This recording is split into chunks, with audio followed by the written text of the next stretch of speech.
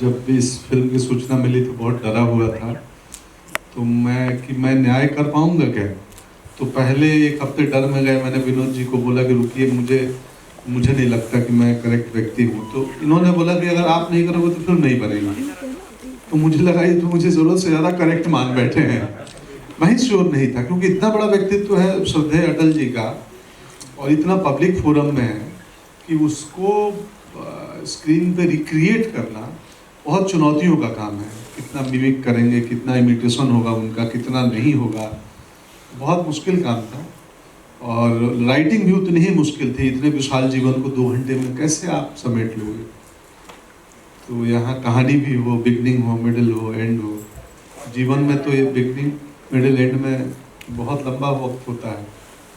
तो ये चुनौतियों में रवि यादव जी हमारे डायरेक्टर, ऋषि हमारे लेखक, उन सब का बड़ा योगदान है मुझे अटल बनाने में। तो यही है जो हमने किया है। जो भी किया है बहुत ही ईमानदारी और बहुत ही परिश्रम के साथ किया है।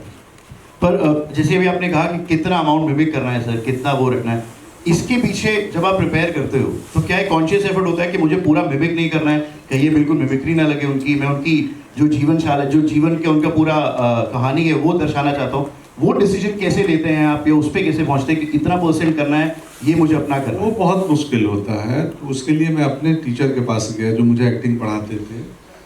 तो उन्होंने मुझे बड़ी आध्यात्मिक पहलू समझाई इस बात की कि एक व्यक्ति होता है जो आकार है, मेरा है, आपका है, हम सबका एक आकार है, शरीर का भी, आवाज़ की भी।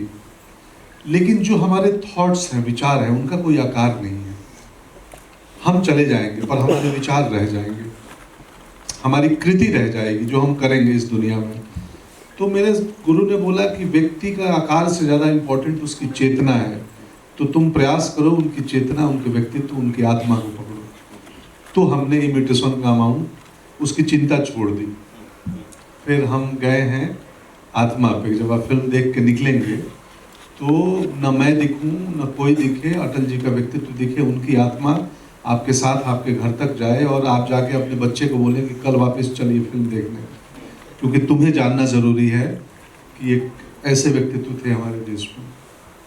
जी एक और सवाल, बायोपिक्स कितनी ज़रूरी है? आई मीन बॉलीवुड का पिछले 5-7 साल में ऐसा रहा है कि बायोपिक्स आई हैं, उन्होंने इम्पैक्ट भी किया है। आपके हिसाब से as an actor biopics society के लिए कितनी ज़रूरी है? देखिए जी, हमें बेसिक आदमी की ज़रूरतें 3 होती है, रोटी, कपड़ा और मकान। हाँ, तो रोटी, कपड़ा, मकान के बाद चौथी सबसे इम्पोर्टेंट चीज़ क्या है लाइफ में? इंस्पिरेशन, प्रेरणा। प्रेरणा मिलेगी तभी आप कहीं निकलोगे जीवन में। तो इसलिए बायोपिक ज़रूरी है, क्योंकि प्रेरणा देती है, इंस्पिरेशनल होती है, आपको इंस्पायर करती है। लाइफ में सब ठीक है लेकिन ग्रो करना है, आगे बढ़ना है। रोटी, कपड़ा, मकान के बाद कुछ चाहिए जीवन में, तो सबसे इम्पोर्टेंट चीज़ है प्रेरणा। और आई थिंक उससे इंस्पायरिंग शख्सियत और कोई नहीं हो सकती उनको निभाने के लिए। वो विनोद जी ने पहले कंफर्म कर दिया था, आई थिंक ऑडियंस 19 को कंफर्म कर देगी। एक आखिरी सवाल before I throw it to the media friends. जब एक एक्टर कोई फिल्म करता है, स्क्रिप्ट पढ़ता है, अपने लेवल पे रिसर्च करता है, उसकी अपनी भी एक बहुत ग्रोथ होती है। कोई ऐसी चीज़ जो अटल जी के बारे में आपको ड्यूरिंग द रिसर्च या पढ़ते हुए आपको पता चली, जो आपको नहीं पता थी उससे पहले? और अब जैसे हमारी भाषा में, हमारी लैंग्वेज में कहते हैं कि मैं फ़ैन हो गया एक बार फिर से उनका, तो समथिंग जो इन द प्रोसेस पता चला कुछ? बहुत कुछ। उनका डेमोक्रेटिक व्यक्तित्व कि तुम मुझे नापसंद करते हो, मैं इस बात को पसंद करता हूँ। मैं नापसंद तुम्हें नहीं करूँगा इसलिए कि तुम मुझे नापसंद करते हो। Super, thank you sir. Please I request please बैठ जाए and we'll throw the questions open. जिसको सही सवाल पूछना है वो हाथ उठाएंगे, वो लेके आ जाएगा माइक। पहले पीछे लेके जा। ये तो ज्यादा नीचे।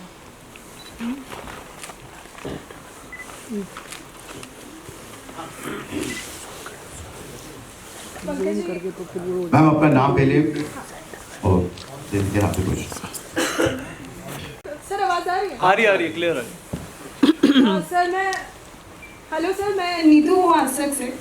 पंकज सर, अटल जी ने और आडवाणी जी ने बहुत पहले से मुस्कुरा रहे हैं वहाँ से। मुझे अभी नीतू दिखी। लाइट बहुत है सर पीछे से। अटल जी ने और आडवाणी जी ने राम मंदिर के लिए बहुत लंबी लड़ाई लड़ी है, और अब रामलला आ रहे हैं और रामधुन के हम लॉन्च पे पहुँचे हैं। आप खुद बिहार से हैं, तो हमारे यहाँ राम को पाहुन मानते हैं। अब जब पाहुन आ रहे हैं मिथिला में आपके यहाँ, बिल्कुल, तो कितनी खुशी है पंकज त्रिपाठी को भी बतौर एक्टर भी, और क्योंकि अटल जी का रोल आपने निभाया है, तो कैसा लग रहा है? रामधुन के लॉन्च पर हम पहुंचे, हम तो बहुत खुश है, पंकज त्रिपाठी कितना खुश है? मैं भी बेहद प्रसन्न हूँ आप ही की तरह। मिथिला जहाँ से ये आती हैं, मिथिला सीता जी वहाँ की थी, तो हमारे यहाँ सिया राम बोलते हैं, सिया पहले आता है, शब्द राम बाद में आते हैं, और मिथिला में पाहुन मानते हैं उनको, जैसे ओरछा में राजा मानते हैं उनको। यही तो कमाल की चीज़ है भारत की, कि कहीं वो पाहुन है, कहीं वो राजा है, कहीं वो मर्यादा पुरुषोत्तम है। तो हम अगर आपके मुंह से 2 लाइन ये रामधुन सुने, क्योंकि हमने कैलाश याद नहीं है क्योंकि गाना अभी लॉन्च हुआ है, मैं गाना खुद भी नहीं सुना हूँ। रामधुन मुझे याद नहीं क्योंकि मैं भी अभी ही आपके साथ सुना हूँ। कोई और गाना, क्योंकि राम मंदिर का लॉन्च है और आप बहुत अच्छी एक्टिंग करते हो और मुझे पता है आप गा भी देंगे थोड़ा बहुत। बेसुरा सिंगर अच्छा नहीं। Hello sir, this side Kashish Pandey from India News. Sir, मेरा आपसे सवाल है कि आप इस मूवी में अटल बिहारी वाजपेयी जी का किरदार निभा रहे हैं और उनसे बहुत से लोग इंस्पायर हैं। आप उनके किरदार जब आपने निभाया तो आपने उनके रोल से क्या कुछ सीखा, क्या कुछ आप उनसे कितने इंस्पायर हुए? और प्लस ये रामधुन अभी सॉन्ग लॉन्च हुआ है और 22 जनवरी को हमारे राम जी अयोध्या में आ रहे हैं, आप इन दोनों चीज़ों पे क्या बोलना चाहेंगे? कि सुखद संयोग है, फिल्म को 25 दिसंबर को ही आना था अटल जी के जन्मदिन पे, और चूँकि फिल्म में VFX का काम बहुत बढ़ गया और हम रिलीज़ के लिए एक सही तारीख भी चुनते हैं, व्यावसायिक निर्णय होता है, तो फिल्म 19 को आ गई। आई थिंक फिल्म का डेट पहले अनाउंस हुआ था और राम मंदिर ओपनिंग का बाद में हुआ था शायद। तो ये सुखद संयोग है, लोग शोभा यात्रा में जाएंगे, वहाँ जो जनमानस वहाँ जाएगा दर्शन करने वो लोग। सर, आप भी इनॉग्रेशन में जाएंगे अयोध्या? नहीं, मुझे तो अभी तक निमंत्रण नहीं है, इतनी भीड़ होगी, हम कैसे पहुँचेंगे पता नहीं। उसके बाद जाऊँगा, उसके बाद मैं इत्मीनान से, मैं जाता हूँ, अक्सर जाता हूँ, और मैं चुपचाप पत्नी बच्चे को लेता हूँ कहीं भी, किसी भी तीर्थ स्थल पे, और बिना सेल्फी खींचे और बिना जनता को या सोशल मीडिया पे बताए, मैं जाके जो मेरी आस्था है और जो मेरी आध्यात्मिक पहलू है उसकी चेतना को जागृत करके चुपचाप आ जाता हूँ। हेलो सर, सामने जी सर, बहुत शानदार ट्रेलर लगा, गाना भी बहुत शानदार लगा।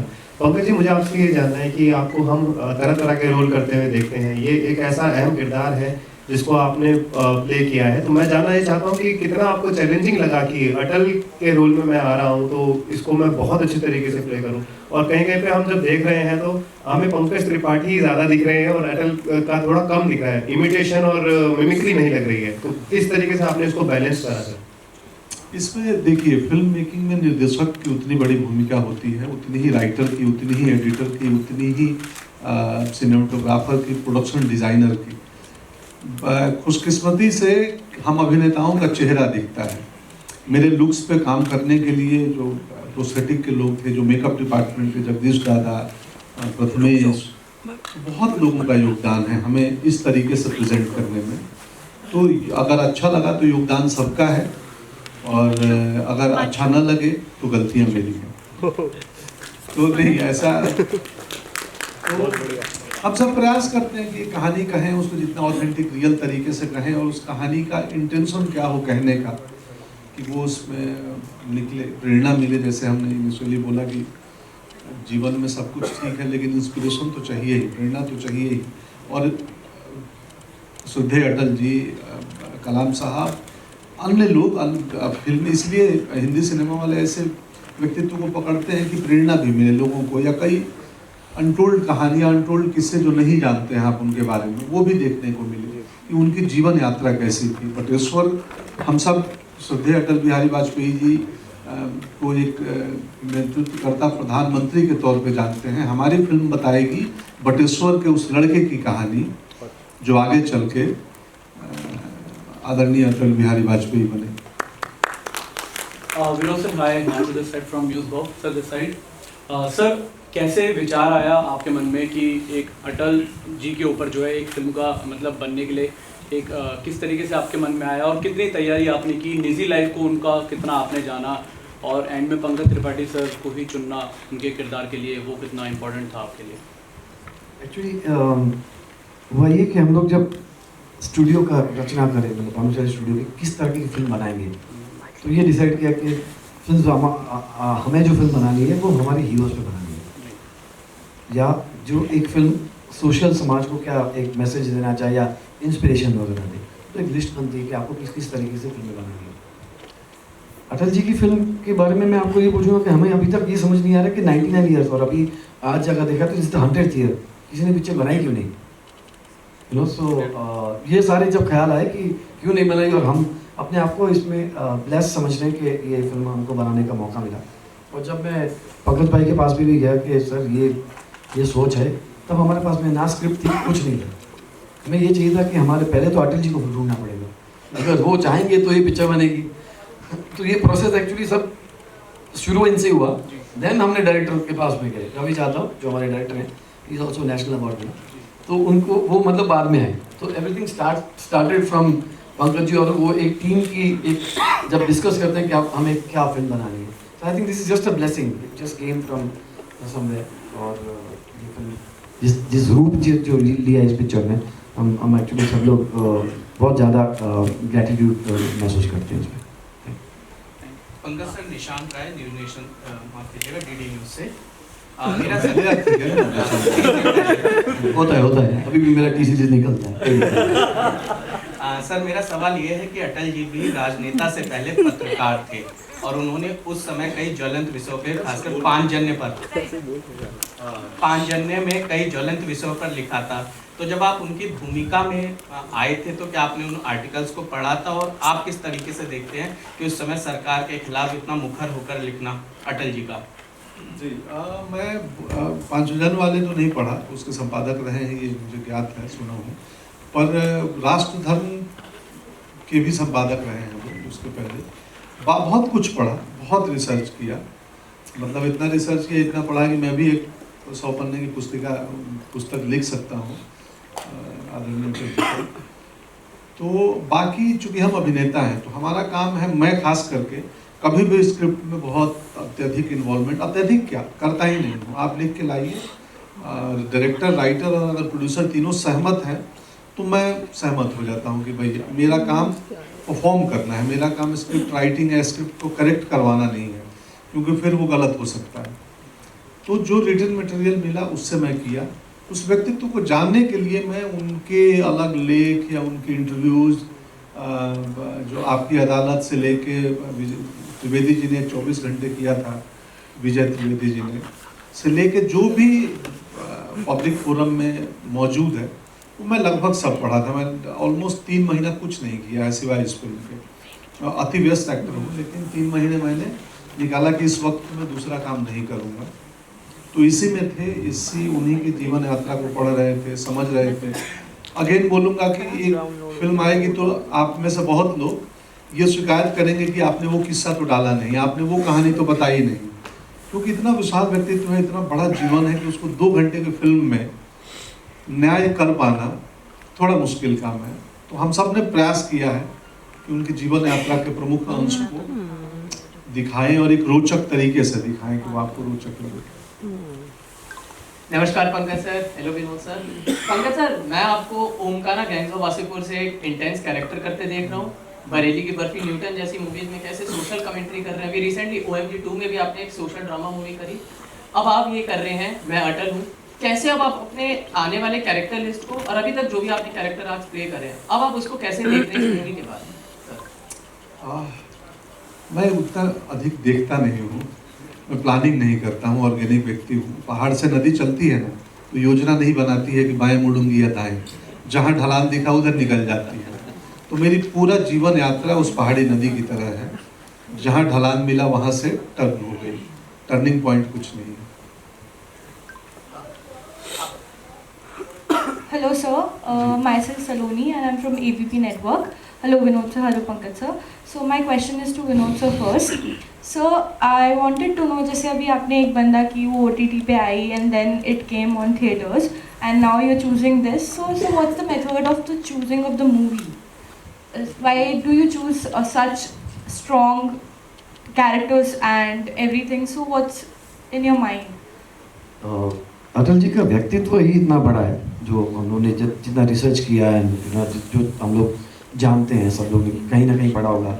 अभी डिजिटल है तो इंस्टा पे फीड्स आती हैं ये वो, लेकिन जब आप एक उनके बारे में जानकारी और लेते हैं और जब आप फिल्म बनाने का सोचते हैं तो आपको हम सबको यही लगा कि ये फिल्म थिएटर में आना इसलिए ज़रूरी है कि इतने बड़े व्यक्तित्व का नहीं तो एक मतलब ऑब्वियसली इट विल कम और OTT लेटर, बट फिल्म का पर्दा जो होता है वो एक विशाल पर्दा होता है, वहाँ पे काफ़ी लोग एक साथ देखते हैं, कम्युनिटी व्यूइंग होती है बहुत सारा। जब आप फिल्म एक साथ में दो लोग देखते हैं तो एक अलग तरीके का कंजम्पशन जो होता है, मैसेज अगर आप देना चाहते हो तो हो जाता है, बातें होती हैं, डिस्कशन होता है, स्टफ है।